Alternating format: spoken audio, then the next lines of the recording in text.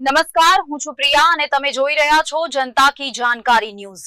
નજર કરીએ આજના સમાચાર ઉપર। હારીજ શહેરની આશાપુરા સોસાયટીમાં સામાન્ય વરસાદ બાદ જ વરસાદી પાણી ભરાતા સ્થાનિક રહીશોને ભારે હાલાકીનો સામનો કરવો પડી રહ્યો છે। સોસાયટીના રસ્તાઓ પાણીમાં ગરકાવ થતા રાહદારીઓ અને વાહન ચાલકો મુશ્કેલીમાં મુકાયા છે। રહેણાંક મકાનોની બહાર સુધી પાણી ભરાઈ જતા વૃદ્ધો, બાળકો અને મહિલાઓને અવરજવર કરવામાં ભારે તકલીફ પડી રહી છે।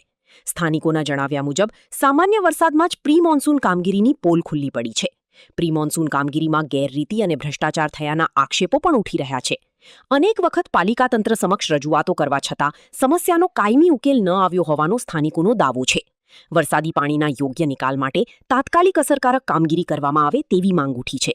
સ્થાનિકોએ જવાબદાર અધિકારીઓ દ્વારા સ્થળ મુલાકાત લઈ સમસ્યાનું નિરાકરણ લાવવાની માંગ કરી છે। જો વહેલી તકે યોગ્ય કાર્યવાહી નહીં થાય તો ઉગ્ર વિરોધ કરવાની પણ સ્થાનિકોએ ચીમકી ઉચ્ચારી છે। મારું નામ જાગૃતિબેન પરેશકુમાર ઠક્કર છે। હું આશાપુરા સોસાયટીમાં રહું છું। અમારા ઘર જોડે કેટલા વર્ષોથી આ સમસ્યા છે પાણીની। 3 મહિનાથી અમારે પાણી નથી આવતું, કોઈ ગટરના પાણીનો નિકાલ નથી, વરસાદી પાણીનો કોઈ નિકાલ નથી। વર્ષોથી આ સમસ્યા છે, લોકો બહાર નીકળી શકે એવી પરિસ્થિતિ નથી। મારા સાસુ સસરા 80 વર્ષના છે, ઘરની બહાર કેવી રીતના નીકળે? પાલિકાને વારંવાર રજૂઆત કરવા છતાં પણ કોઈ સાંભળતું નથી। બરાબર, કોઈ સમસ્યાનું નિવારણ આવતું નથી। શું આપની માગણી શું છે? અમારે આ પાણીનો નિકાલ, રોડ રસ્તા સારા કરો, ગટરોની સમસ્યાનો ઉકેલ કરો। પાણી નથી આવતું, ધીમું આવે છે એકદમ।